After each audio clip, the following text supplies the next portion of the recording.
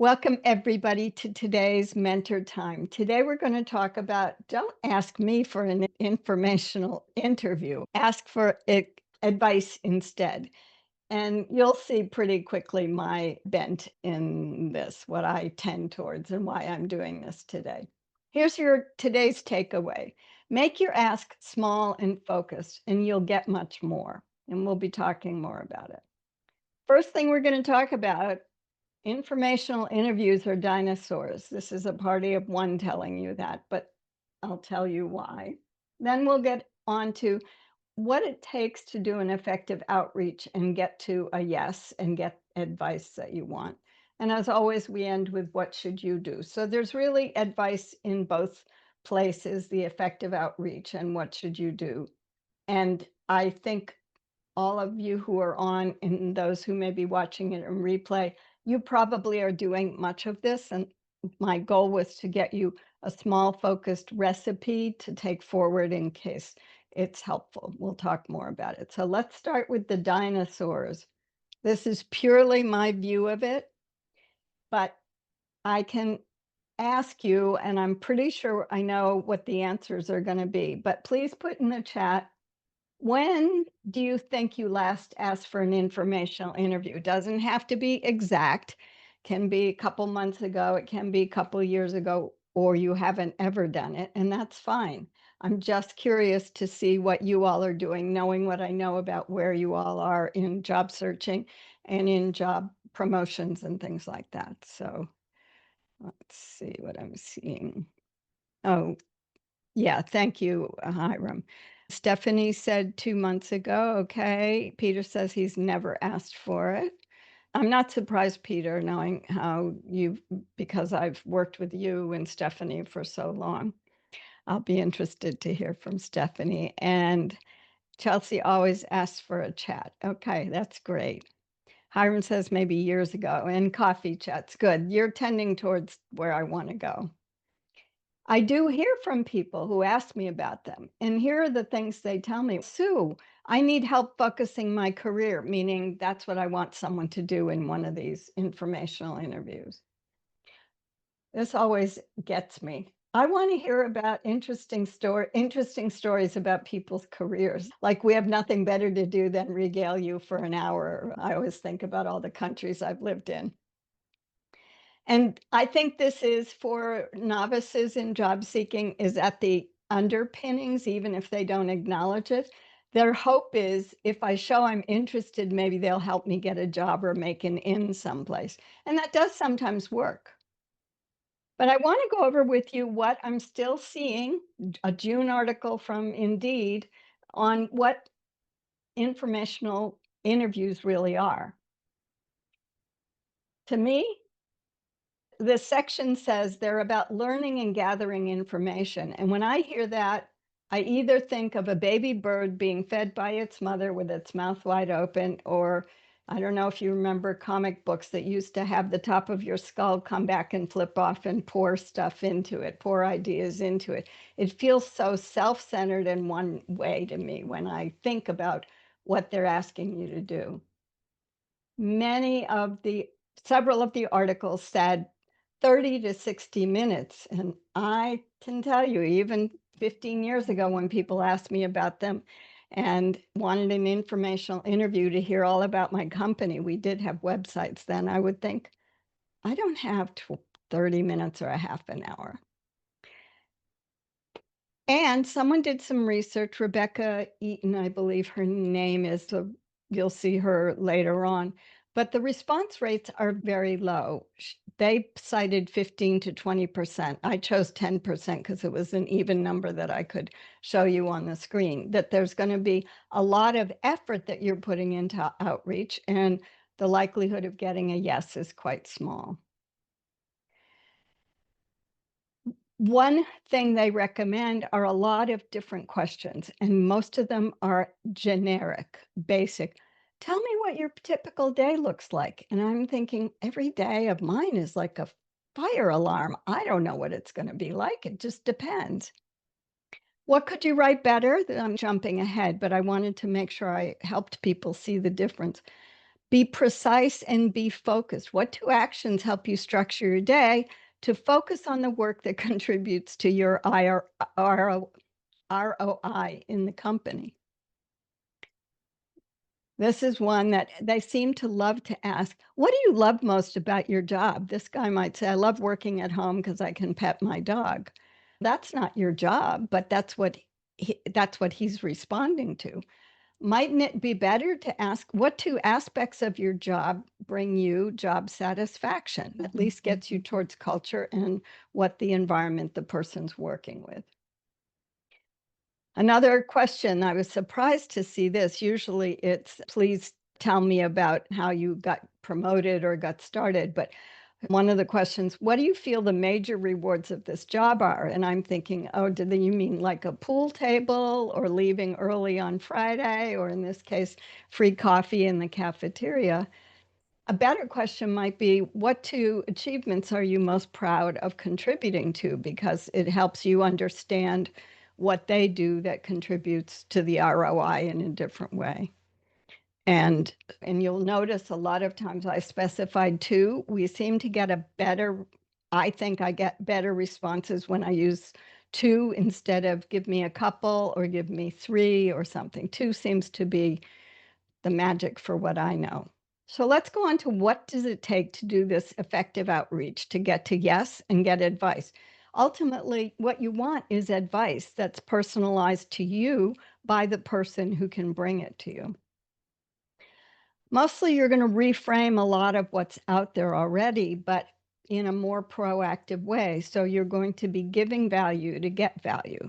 This is always what we're thinking about when we're speaking to the other side of the convo. And I said last time, you're probably going to get tired of seeing this picture, but it's the most effective picture I've been able to find that reminds us that there's always 2 people in this conversation.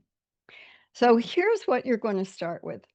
You're not going to start with who do you want to talk to. You are going to start with questions that you really need advice on, not tell me about your day, but these are, for example, what upskilling and additional certifications might I need? How should I begin to show you that I'm more than prepared to work on day 1? That's a little bit hard, but I thought it'd be a challenge for me to have to struggle through that. How does the company and the employees show the products of their achievements that demo your accomplishments, for example? Then you go to who is best to advise you on them. And this circle I've used for other things. I modified it a little bit because of Rebecca Eaton calls her 3 groups people that you know, and those are our network.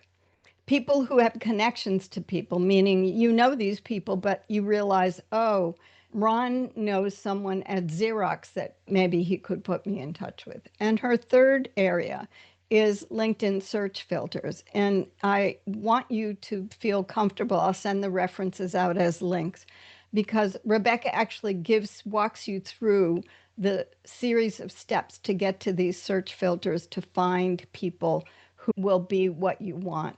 She also makes a point, I believe it's her, who talks about don't just go to senior professionals. Look for professionals who are your peers to get advice from, because that will be helpful as well. And this is where AI is going to help you, because you want to use a GPT, LLM, your favorite one, to develop targeted summaries. And the summaries are matching up or identifying what the person does in what kind of role and what can you find out using AI for finding out what have been some of the kinds of accomplishments they talk about on LinkedIn. What are the press releases from their company showing in the direction it's moving?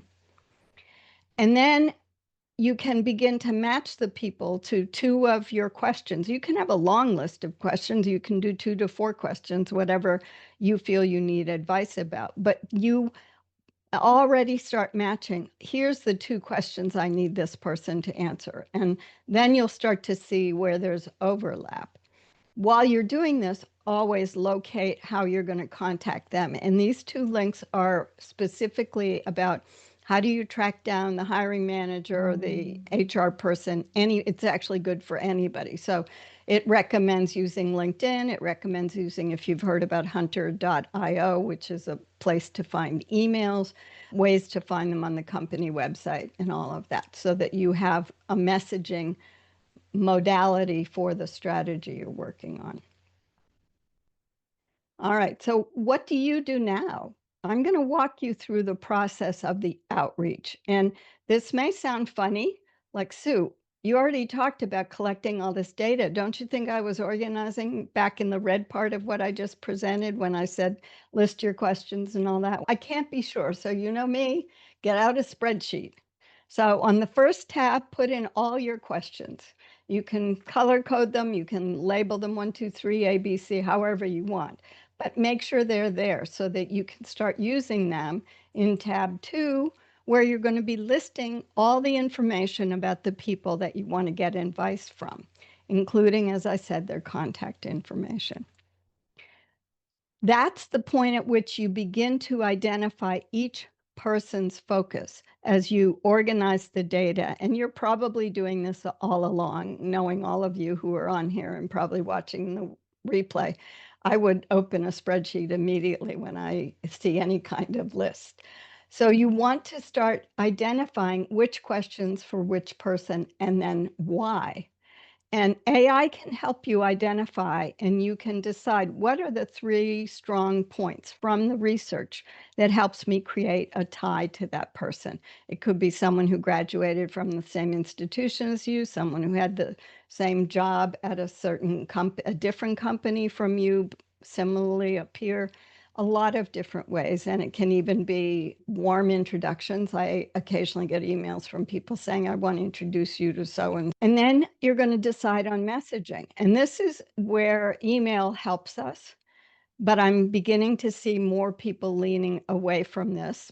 It's been coming for a while. I resist it because it's hard for me to remember who's DM'd me on LinkedIn. So top left, email, top text messaging. There are people that work in text messaging more than I do, especially WhatsApp. LinkedIn messaging, which is becoming more and more common to use, and people are setting up work groups in it, which every day I probably have 5 or 6 people in work groups that are asking me some question or we're doing something together. And there still is, if you've got an old landline, or I've learned that this is how you say phone with your hand. Whatever you do, phoning with an audio call of some kind, it could even be voice over IP, like WhatsApp gives you. And if you're going to reach out, if you're going to reach out by phone, it'll either be live or a voicemail. Make sure you've prepared a script so you're efficient, because once you start on voicemail, you can't re-record it. It's not like the challenge we have where we can always record over something before we send a message. If you're going to use text message to make the initial outreach, you want to start with your full name and a brief subject. So as you plan your outreach, here's what you need to think about.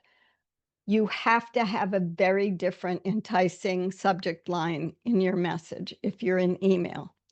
I'm not saying that this is perfect. I asked one of the GPTs for some help. I rewrote things myself, and I actually put together 3 of their questions had different phrases. You want people to know you're asking for a brief meeting. You want people to know you only need them to answer 2 questions, so they know that it isn't just writing back to them by email. That hopefully will get your email opened if it doesn't go in their spam folder. You want a friendly but probably more formal greeting. Hello, Dr. Griffey, dear Mr. Anderson. I don't stand on ceremony, but when someone reaches out and says, hi, Sue, could you meet with me for 20 minutes? And we're not even connected on LinkedIn. If we're connected on LinkedIn, I might give you a pass, but it just feels a little bit like you don't understand how to get to a yes. I don't usually write people off, but I don't love it. I just see it. It may be that I'm on the dinosaur side of things where I'm expecting more formality initially, but that's my advice still. Then your main message starts with what is their relationship to you and why them. So begin with whatever your shared tie is, a warm introduction. Maybe you have a shared background, might just be based on industry. But remember, we all like to be flattered. People who are selling me on DM all the time, the ones I know have at least looked at my profile or looked at something. They haven't triggered my profile, but they must look at it in a search. They'll say, "Oh, you're doing," someone said this today, "I see you're in the DC Baltimore area and you're doing such impressive mentoring." And I'm thinking, okay, you haven't commented on anything I've posted, but this person clearly knew. So you can make that without being inauthentic. I don't love that term, but not genuine. You can make it such that your advice would on where the industry will be in terms of mid-level managers, blah, blah, blah, something like that. Then you're going to specify the meeting length, 10 to 15 minutes. Why do you do this?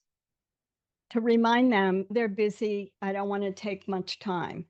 I can tell you when people ask me for a few minutes of my time, I immediately book 30 minutes. If someone wants 30 minutes and I offer that to a lot of people, I book out an hour, so I've got a buffer on each end, because usually the people who are aware of how much time I can give and don't want to overreach will be very kind about it, and I'm more likely to go longer with them if it's helpful for them. If you're not on a phone call and trying to meet in person, don't ask someone to meet for coffee. Don't ask someone to go out to lunch unless you really want to take people out to lunch. Most people don't necessarily do much these days in terms of going out. I forgot to close my parenthesis I see on this. But if you are wanting to meet in person, talk about, could we have a quick chat in your company's lobby or the downstairs lobby or something where they're out of their office a little bit. You don't have to get invited into their office or a conference room. And then you're going to insert your 2 career questions and the advice that you want. And if you want to expand a little more on any of the questions, you should feel free to do. But you're not writing a long cover letter even, you're just making it quick. How it's going to be easy for them to say yes is you need to set up a way that they can choose a date and time without leaving the message. And that is a free Calendly or a free TidyCal, which I just tried the other day because someone sent me a TidyCal. This is a Calendly I've had for probably 8 or 9 years because I used it way back in 2018 for a group of meetings. And what happens is this is what it looks like when they go to do the booking and show what time. This says I have time open in August today. I think I set it up for today. But this makes it easy for them to click a link that's in your email or in your DM. They get a screen and they can immediately match it up with their calendar. You probably want to attach your resume or give a link to the file if it's in Dropbox or your Google Doc. If you use a Google Doc, make sure you share it correctly so that they don't have to request access. The challenge I had last week in sharing a document, there were people that felt they had to request editor access, which I don't give them for the spreadsheet I was sharing with them. They didn't know that they could just click on the file and then make a copy, but you want to make it easy for people to see you if they choose. And I would also recommend that you let them know that you'll send a LinkedIn connection request ahead of the meeting. They may not accept it, but if it were me, I might not look at your resume, but I would click through and look at your LinkedIn profile just before we meet to refresh myself of who you are and what you're doing. And the thank you now closing should be underscoring how their help will be important to you, which in defining it is your help will be valuable because of your perspectives of 10 years working in China or whatever.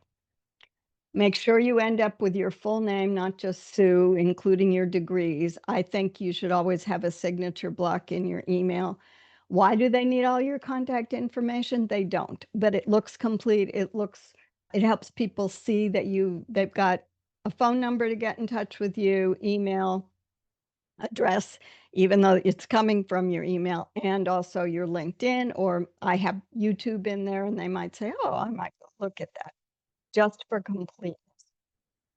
So today's fairly short. I'm curious how you could apply any of the advice that I've given you about getting advice for any kind of outreach. Is there something that resonated today that you thought, oh, I could be more precise about it, or I could do more research? I know I'm putting words in your mouth, but just curious about how helpful this was before we start to close, and then I'll ask for comments.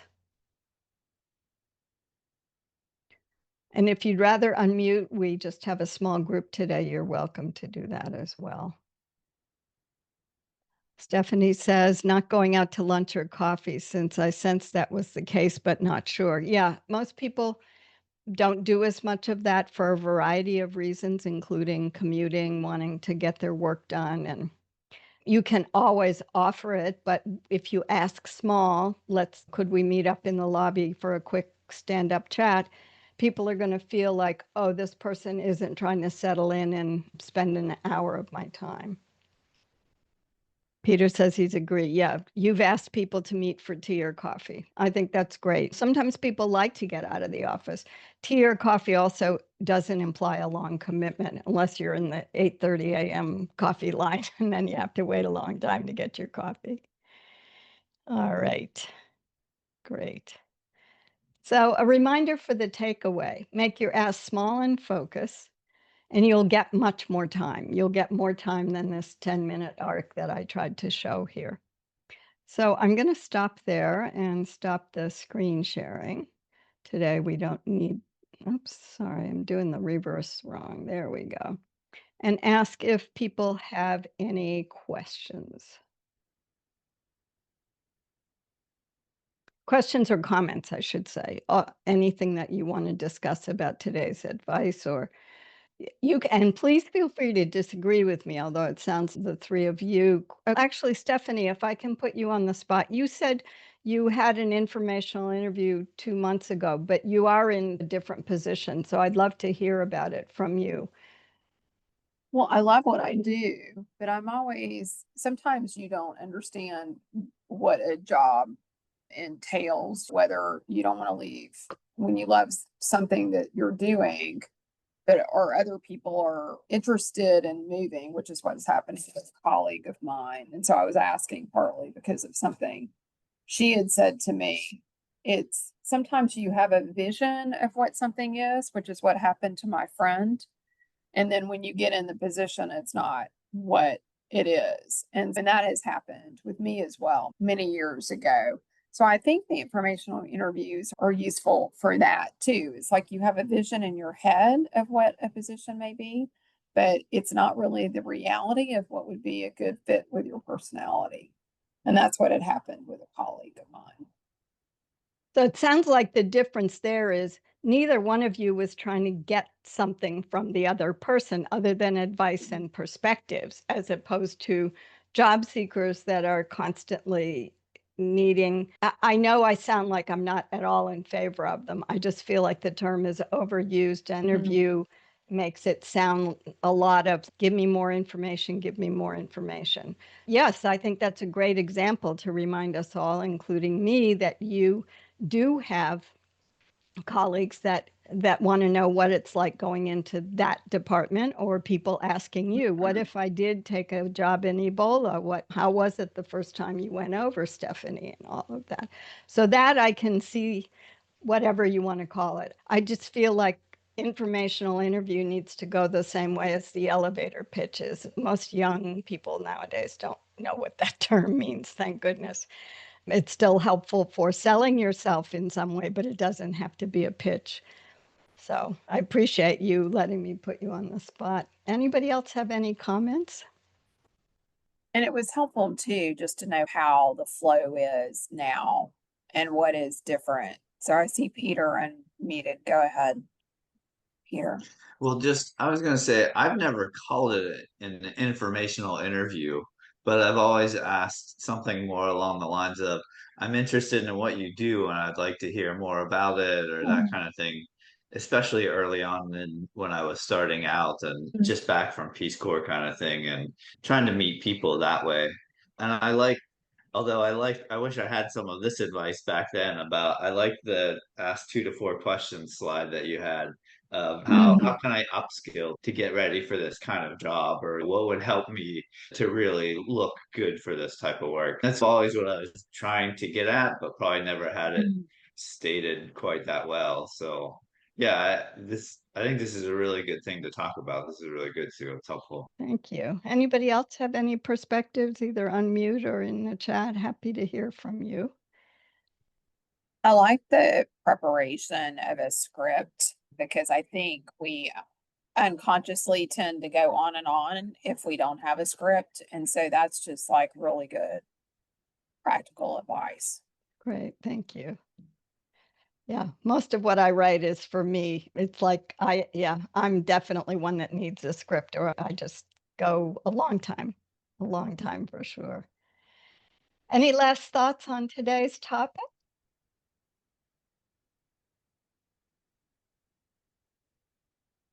I'm just going to share the screen one more time so that I can put up our closing slide.